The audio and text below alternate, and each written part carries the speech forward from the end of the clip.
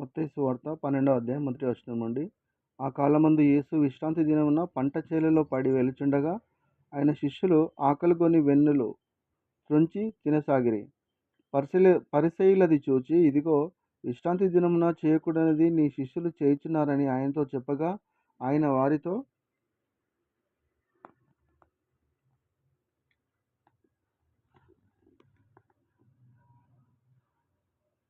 ఇట్లా నేను తాను తనతో కూడా ఉన్నవారును ఆకలిగొని ఉండగా దావీదు చేసిన దాన్ని గూర్చి మీరు చదవలేదా?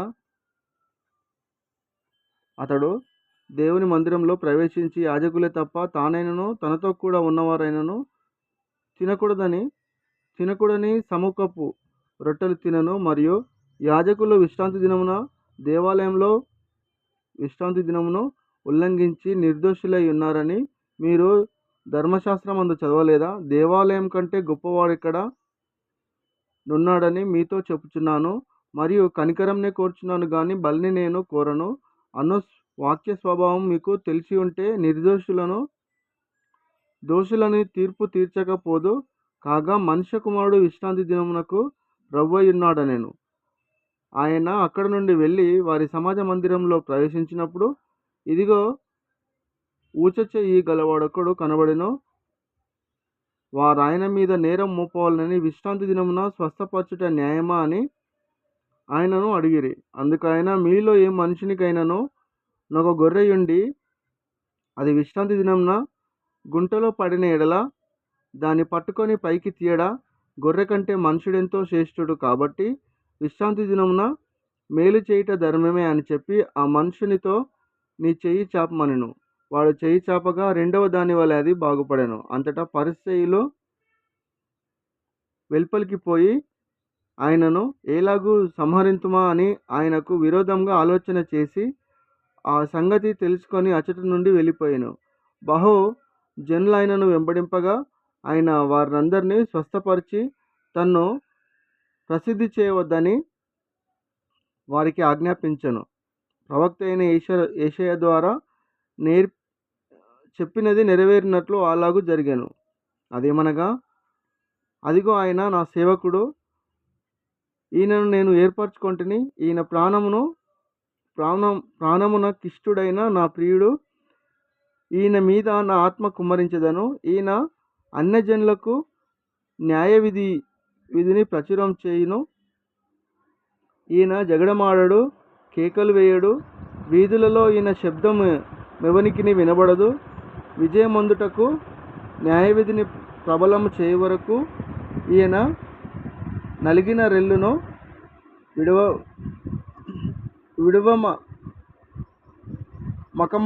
మకమకలాడుచున్న అది అవిసెనారను ఆర్పడు.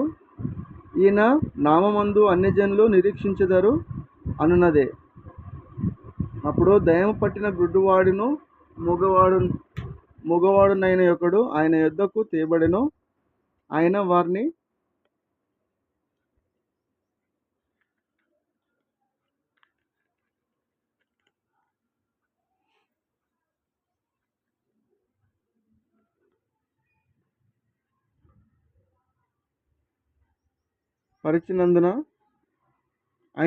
స్వస్థపరిచినందున ఆ మూగవాడు మాట్లాడు శక్తియు చూపుయు గలవాడాయను. అందుకు ప్రజలందరూ విస్మయమొంది, ఈయన దావీదు కుమారుడు కాడా అని చెప్పుకొనుచుండిరి. పరిసయ్యులు ఈ మాట విని, వీడు దయ్యములకు అధిపతి అయి బయల్జెబూల వలన దయ్యములను వెళ్ళగొట్టుచున్నాడు గాని మరి యొక్కని వలన కాదనిరి. ఆయన వారి తలంపులను ఎరిగి వారితో ఇట్లనెను, తనకు తానే విరోధంగా వేరుపడిన ప్రతి రాజ్యము పాడైపోవును. తనకు తానే విరోధంగా పడిన ఏ పట్టణమైనను ఏ ఇల్లైనను నిలవదు. సాతానును వెళ్ళగొట్టిన ఎడల తనకు తానే విరోధంగా వేరుపడును. అట్లయితే వాని రాజ్యమేలా నిల్చును?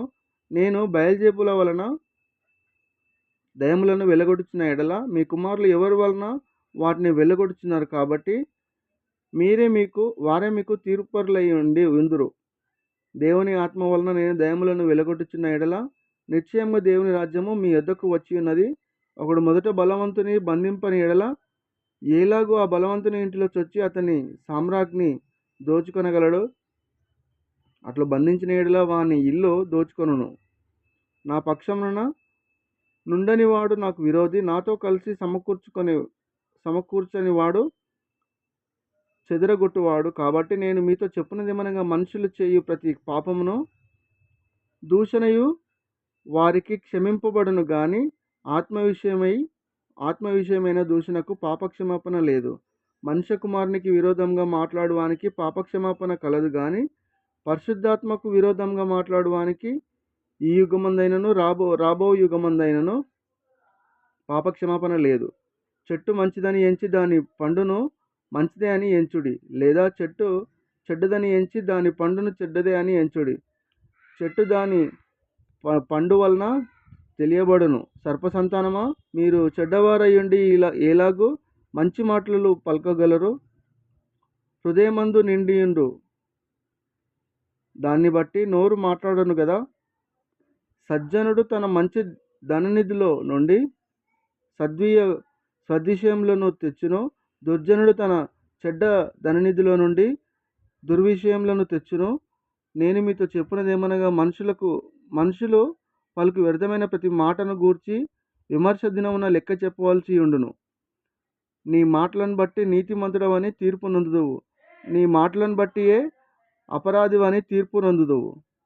అప్పుడు శాస్త్రులలోను పరిసయ్యులలోను కొందరు, బోధకుడా, నీ వలన ఒక సూచక క్రియ చూడగోరుచున్నామని ఆయనతో చెప్పగా, ఆయన ఇట్లనెను, వ్యభిచారులైన చెడ్డతరం వారు సూచక క్రియలను అడుగుచున్నారు. ప్రవక్త అయిన యోనాను గూర్చిన సూచక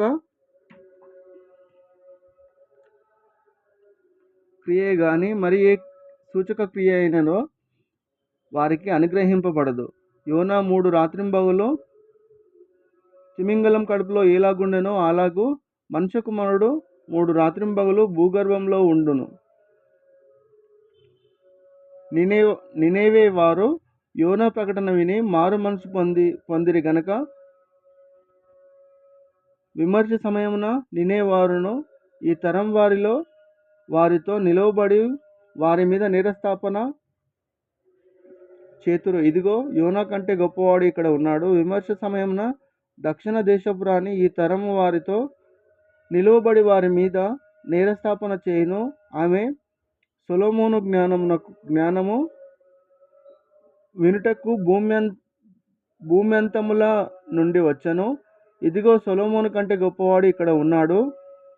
అపవిత్రాత్మ ఒక మనిషిని వదిలిపోయిన తర్వాత అది విశ్రాంతి వెదుక్కుచు నీళ్లు లేని చోట్ల తిరుగుచుండును. విశ్రాంతి దొరకనందున నేను వదిలి వచ్చిన నా ఇంటికి తిరిగి వెలుదుననుకొని వచ్చి ఆ ఇంట ఎవరును లేక అది ఊడ్చి అమర్చియుండుట చూచి వెళ్ళి తనకంటే చెడ్డవైన మరి 7 దయ్యములను వెంటబెట్టుకొని వచ్చును. అవి దానిలో ప్రవేశించి అక్కడనే కాపురం ఉండును. అందుచేత ఆ మనిషిని కడపటి స్థితి మొదటి స్థితి కంటే చెడ్డదగును. అలాగే ఈ దృష్టతరం వారికి సంభవించుననెను. ఆయన జనసమూహములతో ఇంకా మాట్లాడుచుండగా, ఇదిగో, ఆయన తల్లి సహోదరులను ఆయనతో మాట్లాడగోర్చు వెలుపల నిలిచియుండిరి. అప్పుడొకడు, ఇదిగో, నీ తల్లియు నీ సహోదరులను నీతో మాట్లాడవలెనని వెలుపల నిలిచియున్నారని ఆయనతో చెప్పాను. అందుకైన తనతో ఈ సంగతి చెప్పిన వాడిని చూచి, నా తల్లి ఎవరు, నా సహోదరులు ఎవరు అని చెప్పి తన శిష్యుల వైపు చెయ్యి చాపి, ఇదిగో, నా తల్లియు నా సహోదరులను పరలోకమందున్న నా తండ్రి చిత్తము చొప్పున చేయివాడే నా సహోదరుడును నా సహోదరియును నా తల్లియు అనెను. దేవుడిచ్చిన వాక్యం దీవించి ఆశీర్వదించబడును గాక. ఆమెన్. తప్పులుంటే క్షమించండి. God bless you all. Comment చేయండి.